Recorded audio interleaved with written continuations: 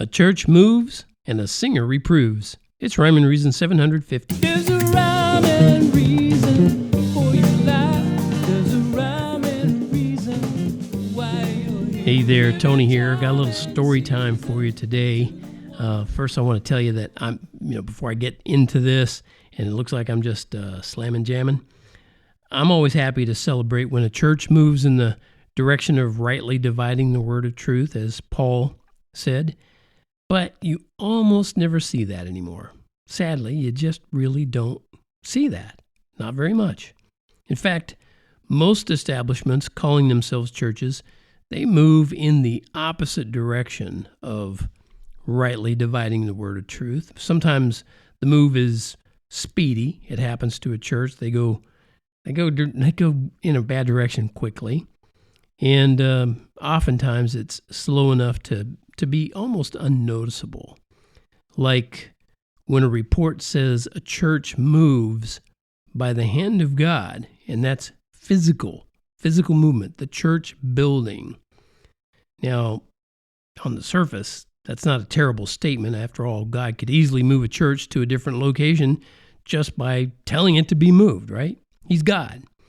And a church building is hardly a weighty matter to him. So why would he need or want a flood from a hurricane to move a church? Okay, the TLDR, too long didn't read answer is he wouldn't. He wouldn't want or need a flood to move a hurricane. He wouldn't need a hurricane to move a church. He wouldn't need that. He could just tell the church to be moved and be moved. But I'm going to share a story, like I said. Here's a report that I read about how God used the forces of nature to move a church from one location to another. It's a fairly long story, but I'm going to share a couple of points at the end, so stick with me here. Here's the quote. I'm quoting this just as I saw it. I copied it and put it here so I would, it would be just like they wrote it. I'm talking about, and this is in the quote, this is not me. I'm talking about a tropical storm that hit the coast of the United States over 100 years ago in the year 1876. As far as I know, it was never given a name, but someone should have called it faith. They put quotes around faith because God used it to move a mountain. Well, not literally, but you'll see what I mean.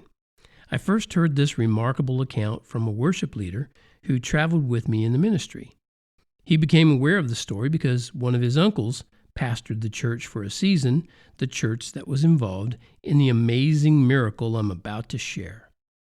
It was a typical country church with long, white sideboards and a high steeple in a quaint coastal community known as Swan Quarter, North Carolina.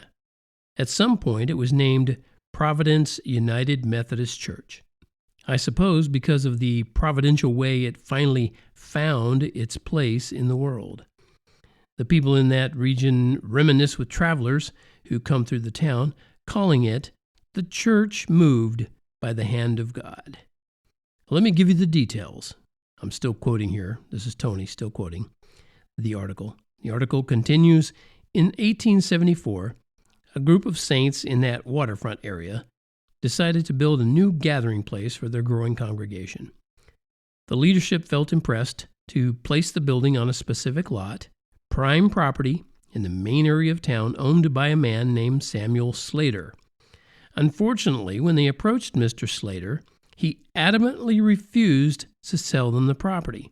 So they reluctantly opted for a different and less desirable location.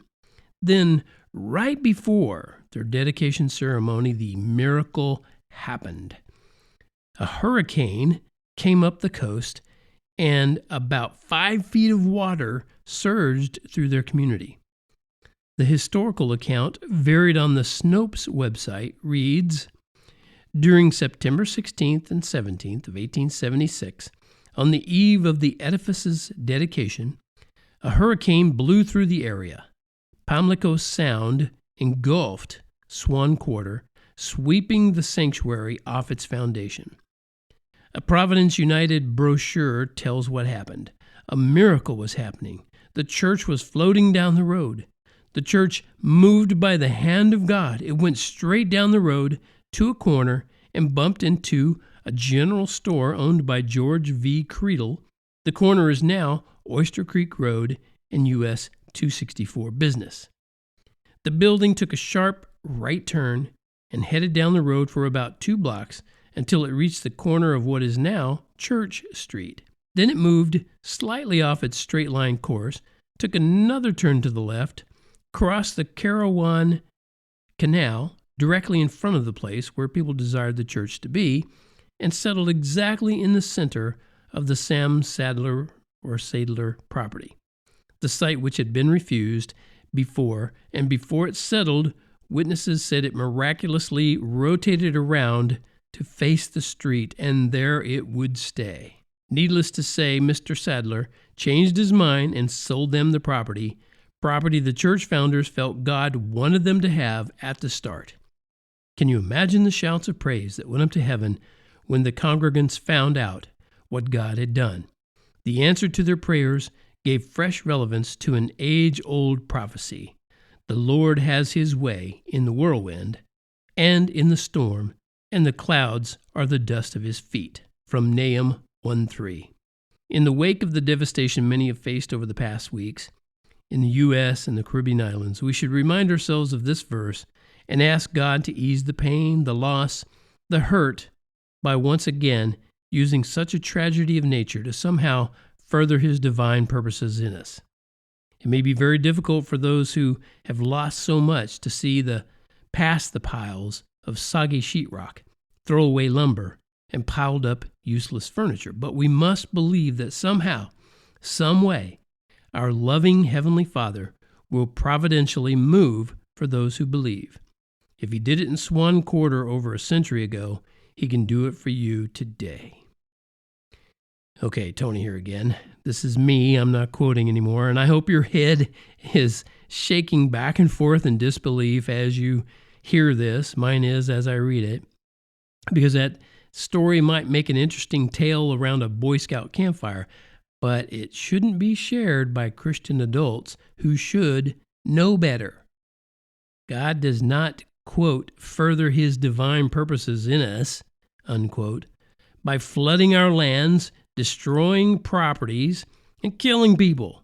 He doesn't further his divine purposes in us by doing all those things. Yeah, the story glossed over all that.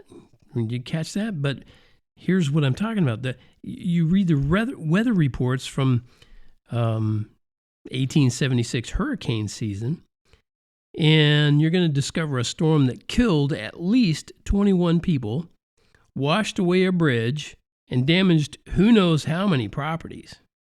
Yeah, right. All to make sure a church moves down the road. That doesn't sound like the same God who said, "Never again shall there be a flood to destroy the earth." And that passage from the Old Testament prophet Nahum is a description of God's awesomeness. It's not an explanation of how he uses nature to destroy people and property.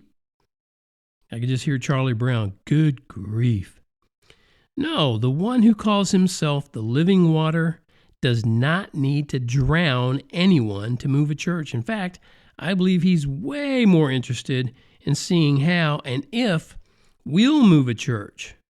Yeah, you can feel free to disagree, but you got to tell me why, because I don't see it. He's living and he's life. He's personal to talk to. He's relational with every son and daughter. He's good and so much more. He's loving to the core. Jesus is the living water.